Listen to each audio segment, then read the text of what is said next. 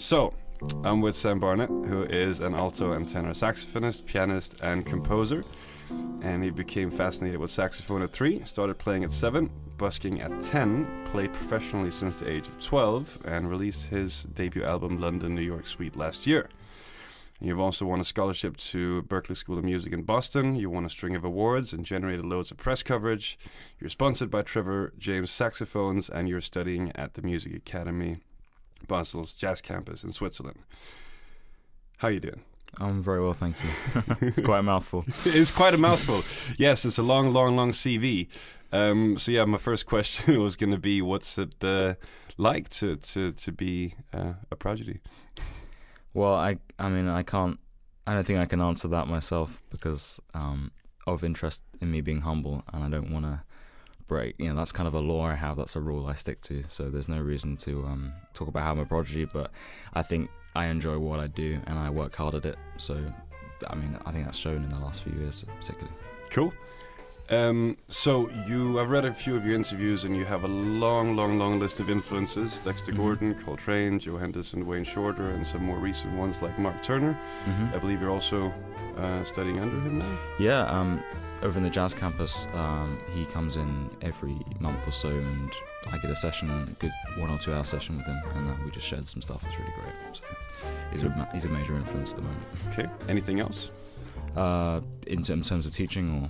Yeah, like what would you compare if you had to, because it's always hard unless people hear the music to kind of compare it to anything. So what would you say are your main influences if you had to pick like 2 or 3? Maybe at the moment more kind of Ben Wendell or Walter Smith, those kind of saxophone players. But maybe Dick Oates as well, great player. Mainly those as a saxophone player myself, but also as a composer and a piano player. Again, Walter Smith, but a lot of like some John Taylor in there, and like Kenny Wheeler harmonies and areas like that. I'm really interested in. Cool. And you've been asked this before in other interviews, I think, but why jazz?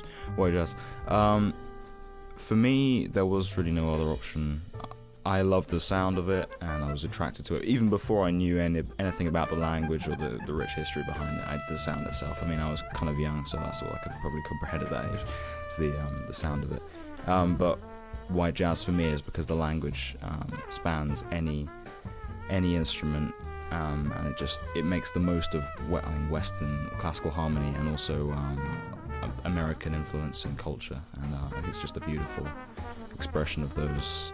Kind of that life in general and the whole kind of atmosphere it conjures up. Cool.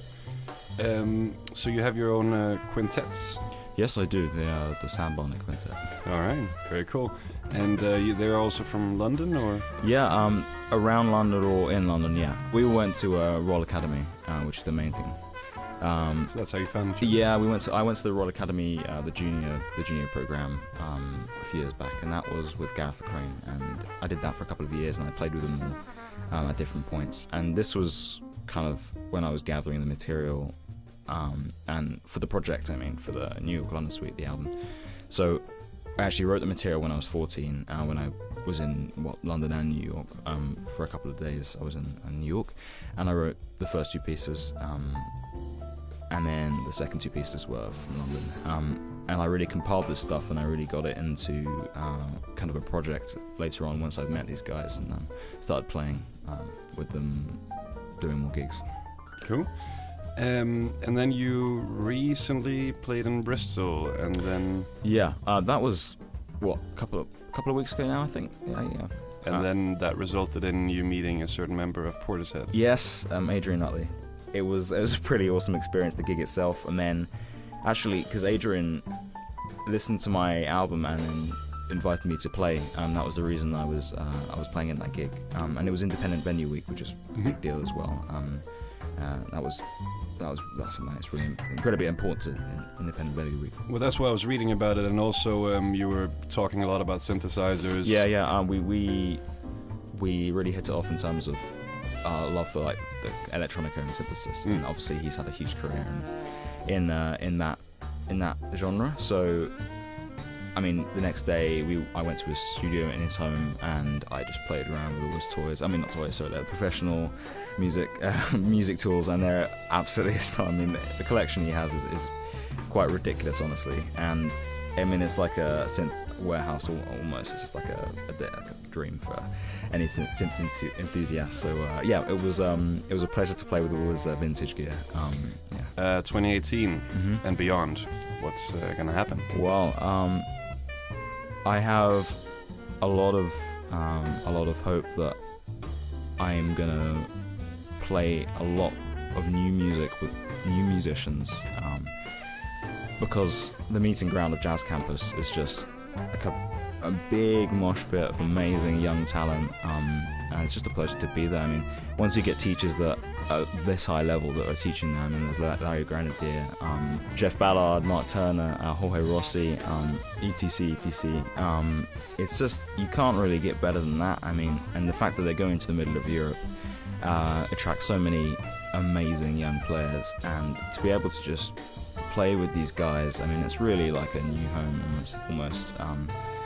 I mean, that's how good jazz happens, I believe anyway, from experience. That kind of melting point, a pot of talent is really where sparks fly. So I'm really hoping to get some new projects going. I'm not thinking, I mean, possibly an album coming, yeah, even. I got enough work to produce another one, but for now I just want to really get to experiment as the synth stuff as well. I got like-minded people who are into that kind of stuff, so it's looking really promising. Cool. Last one, you've been on this journey for quite a while now, so you must have learned a lot of lessons. Any words of wisdom or advice you can pass on to aspiring musicians? Yeah, thinking about it, I mean, I've been thinking a lot about creating a personal sound recently, and that's not just in your instrument, but the way you kind of produce sound in general or think about sound. And for me, I guess there was two stages. The first being you should hoover up absolutely everything possible in terms of just be a sponge in terms of the knowledge. I mean, and that's a given anyway for any aspiring musician, but just trust your ear to guide you through what you enjoy and try and just analyze everything and take it up. Then you can start imposing limits. So like the subtractive synthesis stuff I was talking about, kind of carving out a sound of your own. So whatever influence you're talking about or whatever influence you're using, really take some stuff that you know you're really good at and just take that to the max. Because I feel that the true musicians who are truly unique have a truly unique voice. You know, you can really hear their influences, but they have their own thing because they've worked at something they really like and they really enjoy, and they've taken that aspect of their playing and they've absolutely taken it to the max they can. You know, and that is what I have to say. I mean, for producing your own sound, I mean, it's just take everything you can possibly know, you want to know, let your ear guide you, and then start carving your own sound out of that influence. Cool.